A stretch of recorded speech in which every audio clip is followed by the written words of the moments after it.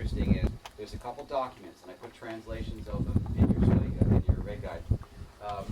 There are a couple documents that mention this king of the Ahiawa, whose name is Atarisias. Now you have to translate from one language to the other, but it's a good bet that Atarisias comes into Greek as Atreus. And I just finished telling you that Atreus was the father of Agamemnon, who was the commander-in-chief of There's no mention of a king named Agamemnon or anything like that, but there's also mention of a king of Truva, Troy, whose name is Alexandrus. Now, in the great myth of the Trojan War, Homer tells us that Paris, this prince of Troy, came to Greece, took Helen, who was queen of Sparta, which is way down south in Greece, who was married to Menelaus, who's the brother of Agamemnon, and that's what started the war. This is fairy tale stuff, which is turned into myth, but it's not history. But the history of it is that Paris has another name. He's also called Alexander in Homer, and in other words, the Hittite documents mention Alexandros, that is Paris, and they mention Atarisias, the Atreus, the father of Agamemnon.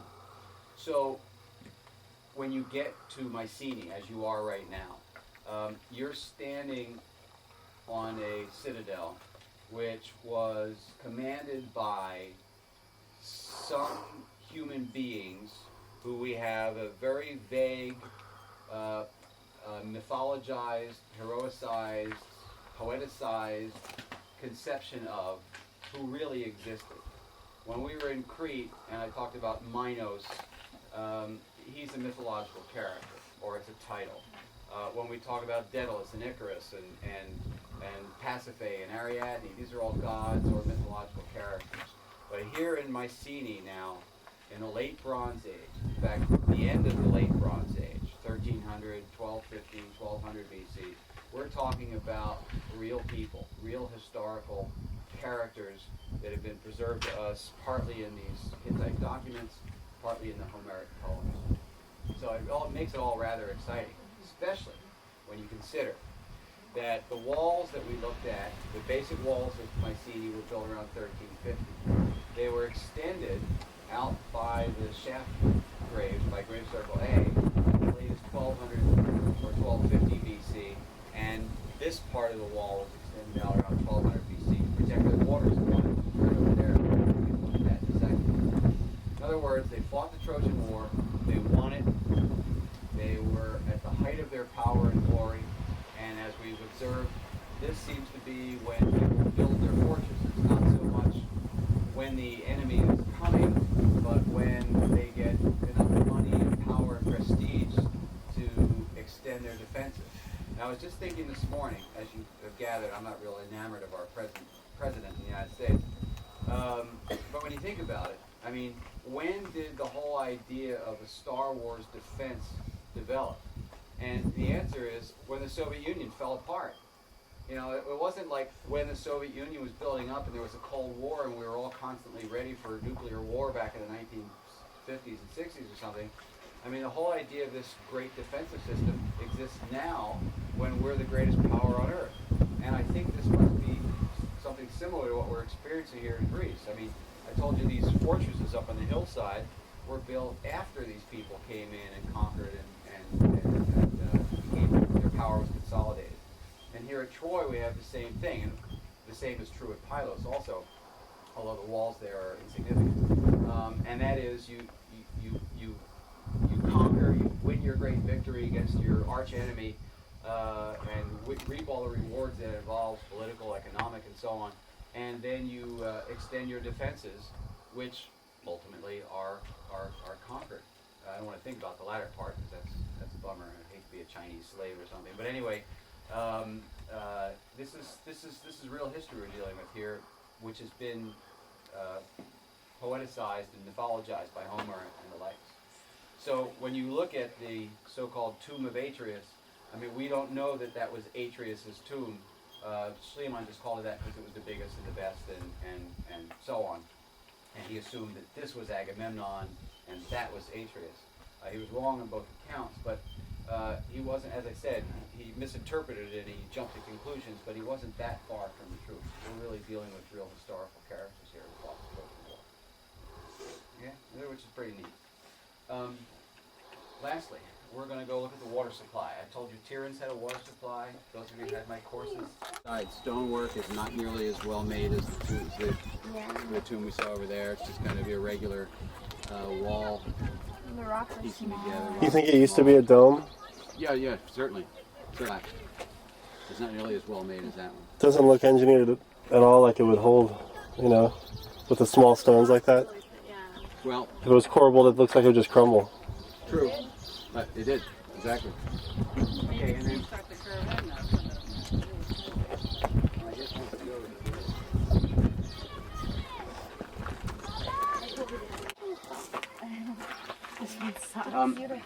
so now you've seen 3 of these here.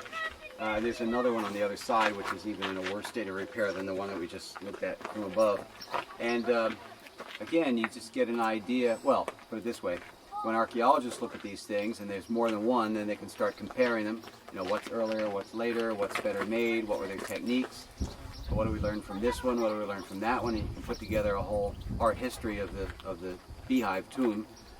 And then secondly, it reminds us that this was a fortress that was, well, let's call it a Mycenaean city that had a number of important. Again, there's 9 of these just in the hills right around here in Mycenae, all over Greece, and there's about 100 Tholos tombs. But this is the.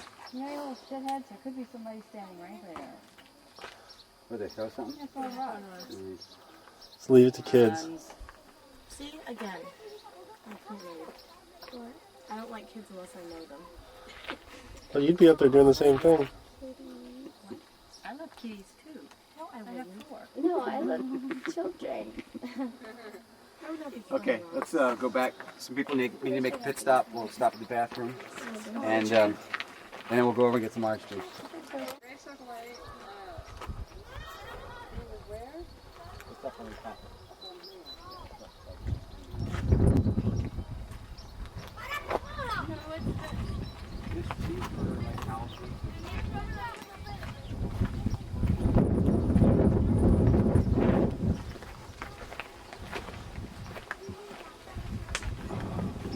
Hi, Jameson. Hi, Jameson. Hi, Jameson.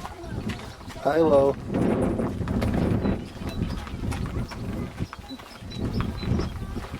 Hola. In Greece, and although what you're sitting on and what you're looking at is classical 5th century BC architecture, which I'll talk about later in the trip in a little bit, in a minute or two. This sanctuary is one of the holiest sites in Greece, and keeping with what we've been looking at for the last week plus, Hera, as I mentioned yesterday at Lerna, is the great goddess, as she was recognized here in Greece, not just by the early Helladic people who worshipped her originally, but by the Indo-European, i.e. Greek, Mycenaean invaders who came in here after the Persian House of Tiles and moved into this entire area. You've seen Tiryns, you've seen Mycenae, and Argos, and in addition, as I mentioned, there's a place called Lydia over there, and Asina near where the beach we're going to be tomorrow. So this was all a Mycenaean civilization here, but they honored this goddess whom they borrowed from the original people.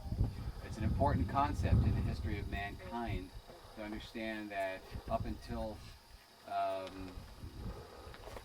more or less about 2,000 years ago, almost everybody on earth worshipped more than one god.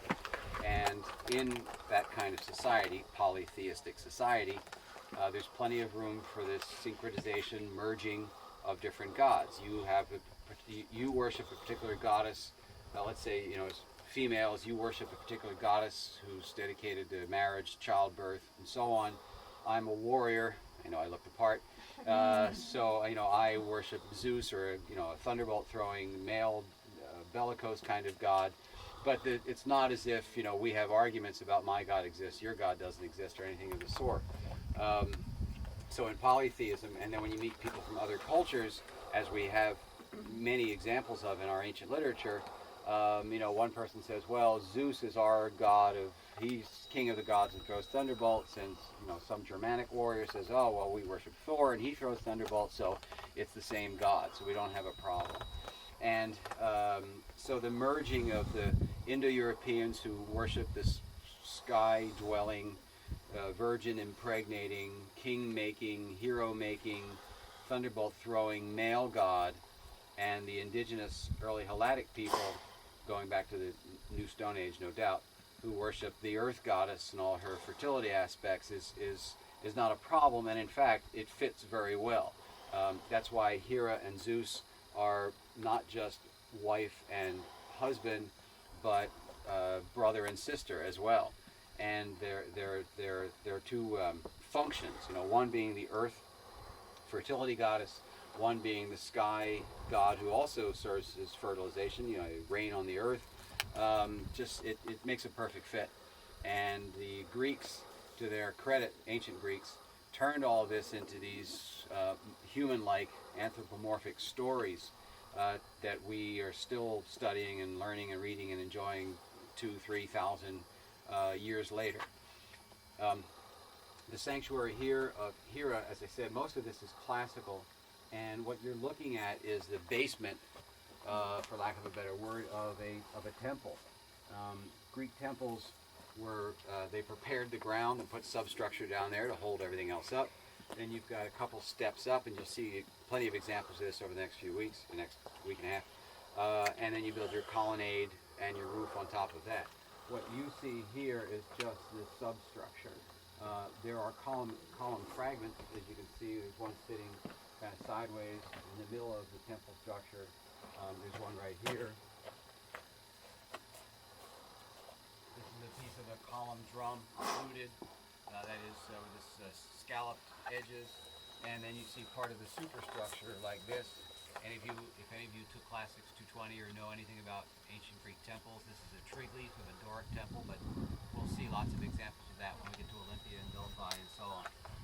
But the most interesting thing here, from the perspective of what we're studying right now, architecturally speaking, is behind you. If you look not at the wall immediately behind you, but the wall behind that, you may have to stand up, where you have these big, huge, in some cases, like way over on the left, stones pieced together to make a wall. And if you were a amateur archaeologist, you'd come down here, look at that, and say, oh, well, that's the Cyclopean wall. That's like what we saw at Tiryns and Mycenae, where you take these big, huge stones and put them together and so on. But the truth is that this dates from 400 or 500 years after the collapse of the Bronze Age, and what they were trying to do is imitate what they saw the ancient Mycenaean engineers do. And as you can see, it's a pretty crude example of it, and any Mycenaean engineer who's like that would be found, of course, like that. The edges are uneven, and the flat, and clumsy, and all that. But it was their attempt at making look at people living in 7 and 600 BC.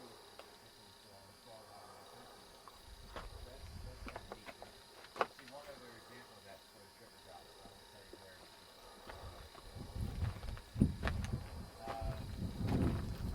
The other thing to keep in mind is this amazing river valley out there, the Inachus River. The Inachus was the father of Io. Io was the one who was running the canal and so on. Well, the Inachus River runs through it. It's dry now, it's summertime. And this amazingly fertile valley, which today is mostly citrus, as you've been seeing as we've been driving through, but in ancient times would have been wheat. One of the few parts of Greece where you could grow crops consistently on a nice, flat, well-watered soil. Produced this Mycenaean civilization here and all its wealth and fertility. Just like the United States, although we remember empires as being powerful military, political machines and so on, you need to have the agricultural basis on which to establish your civilization. You can't be a dominant power if you're depending on everybody else just for your food. Japan would be a pretty good example. Soviet Union would be a pretty good example. I mean, they just don't have this kind of agricultural fundamental economy and overabundance that you have in a place like this. Now, the country of Greece is a big country, the modern country of Greece, but this particular valley, the Argo. Why you cut off though? But I've seen them on basically they stitch them in. Oh yeah. Interesting. I thought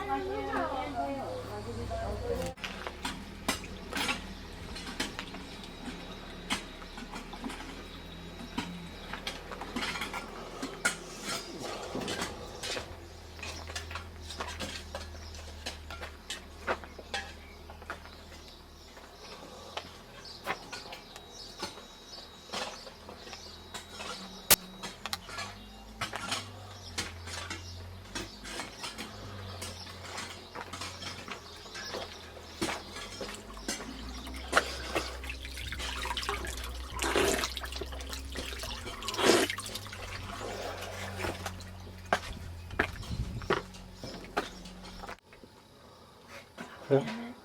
I'm gonna get it all in one picture. I'm gonna drink a beer and climb that thing.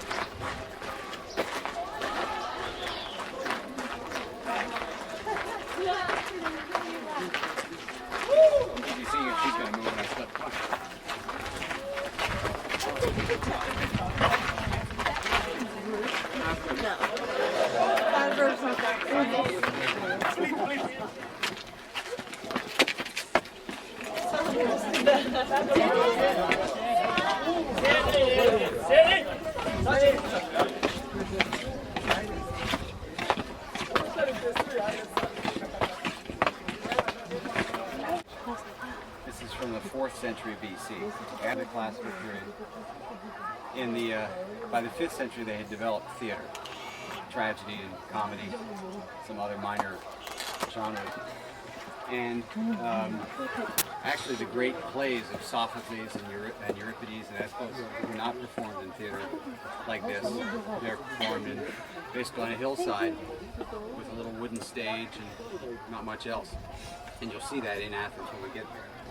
But by 400 BC, they realized that this was a very popular art form and started to build these large stone theaters. And this is the best preserved in Greece by far. You'll see others. You'll see 2 of them in Athens. You'll see one in Delphi. And in fact, it was the sign of a Greek city that it had a theater. When Alexander the Great marched east, all throughout the Middle East, all the way to India, every place that he established in Alexandria, a new city, it always had a theater and a stadium, because these were signs of Greek culture. In the summertime, they perform ancient Greek tragedies here in modern Greek. And it's pretty neat. I've seen 2 of them, and it's pretty cool. But they don't start until July or so, late June, something like that. The Greek architects were aware of acoustics to the extent that if they put a theater on the hollowed out side of a hill, the acoustics would be wonderful. So a lot of times you see people with groups come in there and they drop a coin on that little cement spot in the middle, or they rip a piece of paper or something to show you how good the acoustics is.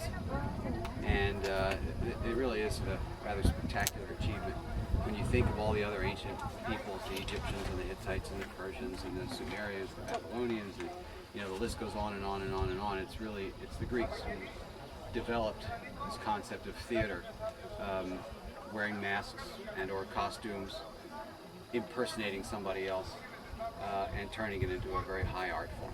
No doubt in earlier cultures they had some religious rituals where they pretended they were gods or heroes or some such, but the Greeks have turned this into a literary form around 500 BC, much to their credit.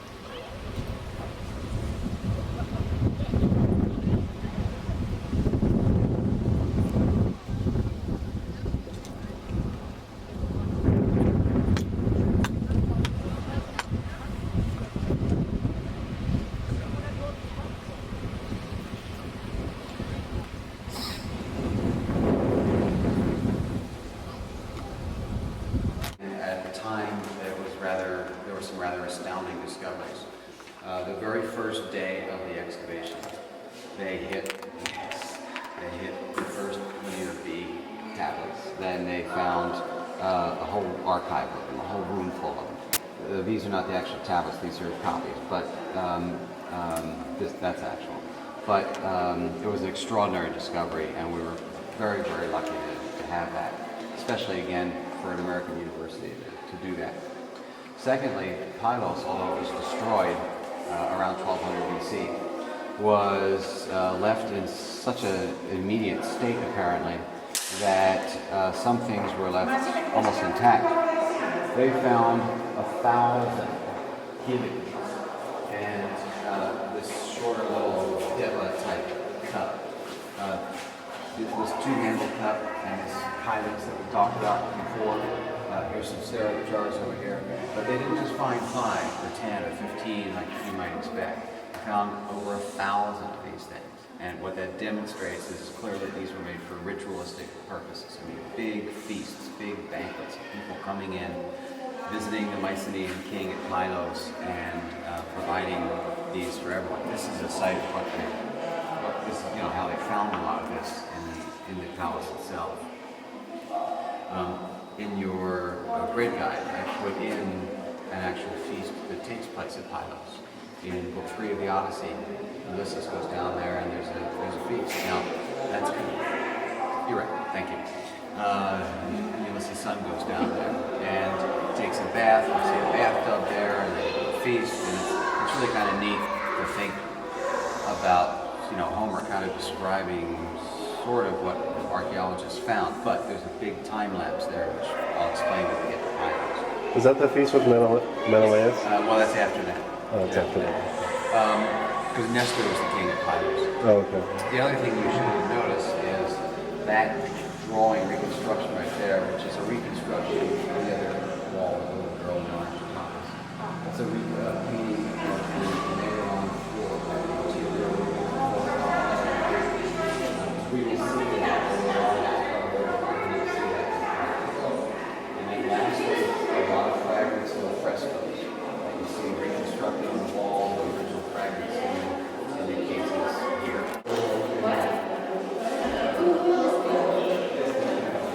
Is that heavily?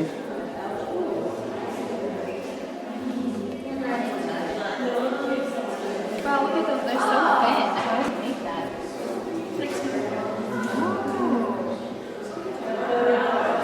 They have like gold numbers in it. Oh, sorry. Okay.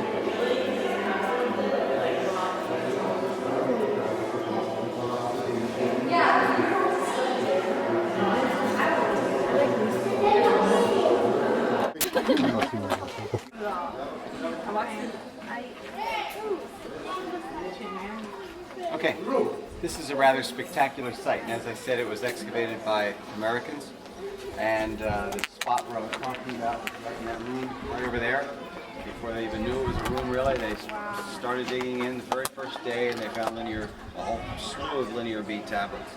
I put a transcription of a linear bead tablet in your red guide, here on the Pylos pages, which you'll see in the National Museum, but they found it right here, and this was not deciphered until 1953. I mean, nobody knew what linear B was, but when they did decipher it, they realized that it was Greek, and for the first time, there was proof.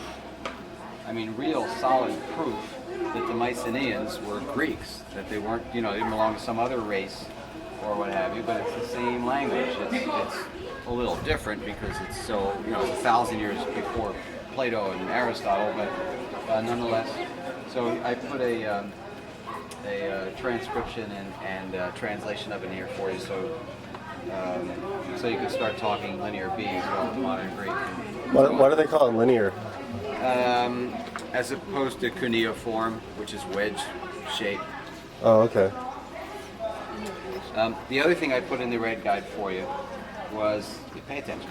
The other thing I put in the red guide for you was Book 3 of the Odyssey, where Telemachus comes to visit Nestor, and I bold-faced the parts that have to do with sacrifices and bathing and the ritualistic aspects and so on.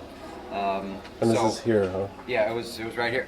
It was right here. Cool. Now, what's so interesting about this chronologically, as I mentioned, hinted at the museum, is this.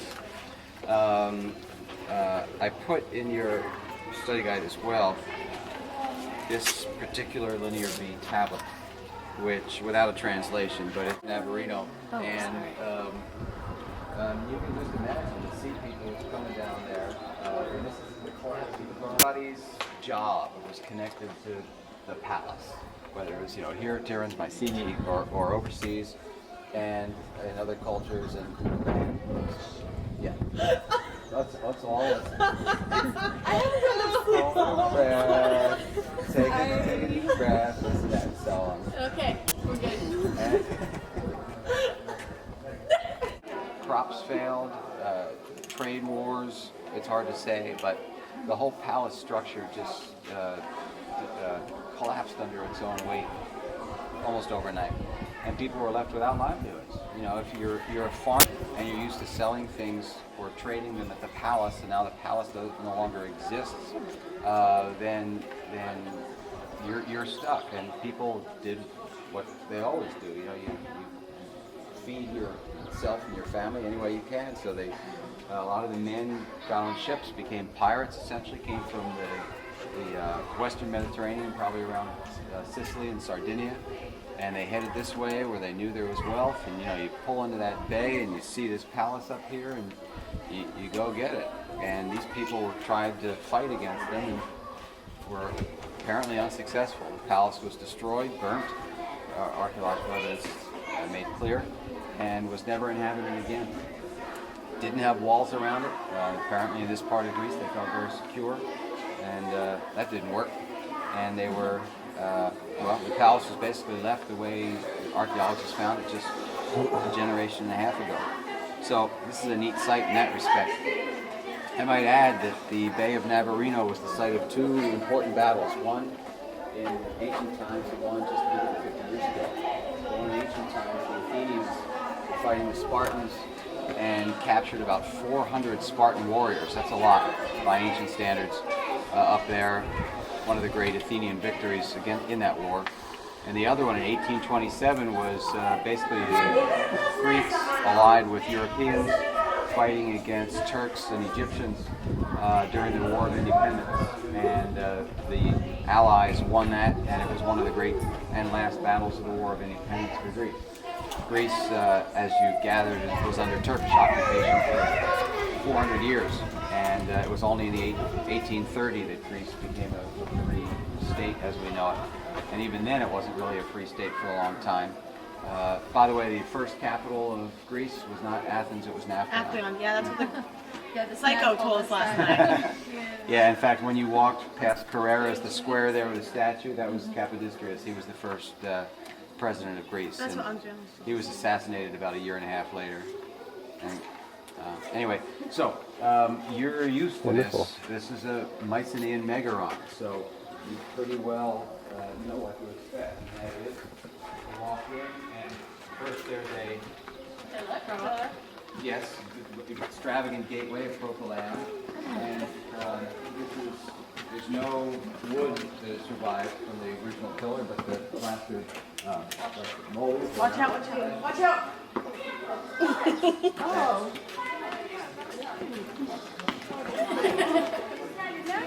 And you can see on some of these, Well, if we run out of food, there's always.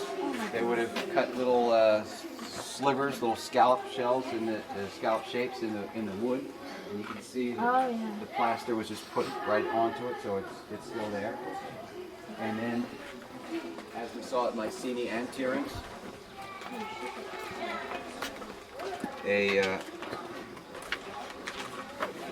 we're here in number 3, a large courtyard that leads off into some of the private rooms and or leads into the Megaron itself. And this is by far the best preserved Megaron you'll ever see.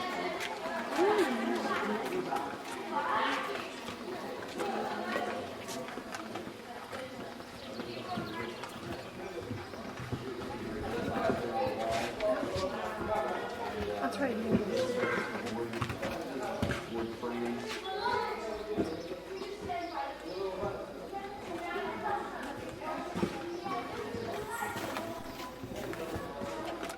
Yeah, you can see the Greek word for hearth hasn't changed. Are those two lines? Oh, look what they've done. I see.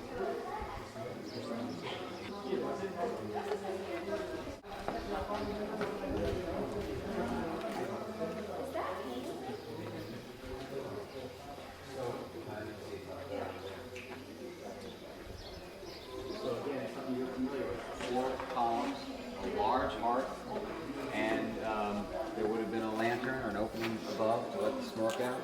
And as we have at Tiryns, a throne or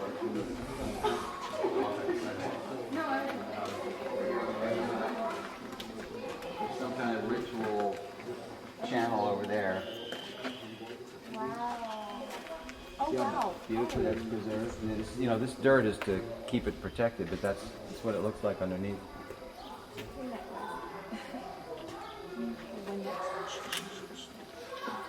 Oh, look at these. Wow. I know up there.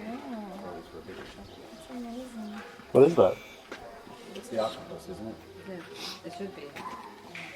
So everything underneath of it is the. That paint that you saw. Why is it just uncovered? It's an octopus? Because, well, look at it. It's right there. See? Yeah, but if they use You can't tell it's an octopus. Oh, I don't see anything. Like I put it in my camera, it's the first thing I see. Yeah. No one move. Take it. Wait, no, I People can't. are waiting. Sorry. You know, I tell you there's a megaron there, and you see the little markings that sort of well, that show where it was. But then you come to a place like this, and then you really find what it looked like. And again, lots of them. And this is where they found all these pots. A bunch of them right in here and over there, and some I believe back there also. Oil, You know, oil I mean, jars were this part of was the counter. excavated in the 1930s, 40s, 50s. By comparison, Schliemann excavated Tiryns and Mycenae in the 1870s. So 60, 70 years earlier. And partly because Schliemann was an egotistical maniac who just wanted to find treasure and prove a point. And partly because scientific archaeological techniques had improved so much, this site is just so much easier to understand than Mycenae is, where all you're looking at is rocks, basically, that have been, you know, because Schliemann just dug everything out to get down to the bedrock. By the same token, archaeologists today usually do not excavate an entire site. They usually leave some intentionally because they figure, you know, in 50 years, 100 years, techniques will be much better, and why ruin, you know, when you excavate a site, you ruin it in a sense.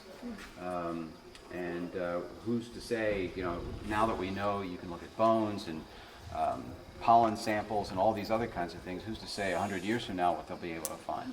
I mean, I suspect, in fact, we're already working on this, but I suspect 100 years from now they'll probably be able to excavate a site without ever touching it. You know, just going in with radar, sonar, or whatever, infrared, whatever kind of means they develop to look underground with something, with some kind of mechanical means, so you don't have to disturb it at all, really. How do I know, well, like which mountain to pick? Oh, let's pick that one. That's a good question. There's several ways. One is sometimes a place is still inhabited. Thebes, for instance. When we go to Thebes in a couple of days, I mean, the city of Thebes today is still exactly where the city of Thebes was when Oedipus was king. Another way is local legends, local folklore. I mean, the farmers around here know that, you know, 100 years ago this was a great palace, and then 300 years ago was a great palace, and 800 years ago was a great palace, and so on. Another way is kids. Kids, you know, explore the hillsides, they wander around and so on, they find this, they find that, they show dad or somebody in town, and, you know, somebody knows that, hey, we found a lot of these up there on that hill, this must be it. That's how the Dead Sea Scrolls were found. Yeah, that's right, it was a shepherd, wasn't it? Goat herd or something? Just like two boys, they sold the first scroll for $1. And one last thing, in connection with that, and I don't understand this, but apparently the soil percolates. Like if there's a piece of pottery down 2 feet, over time that piece of pottery tends to work its way up to the surface. That doesn't make sense to me because the surface of the earth is constantly being covered with dust, and you'd think it would go deeper down. But you know, archaeologists have told me that sometimes this percolation happens. What's called a percolate?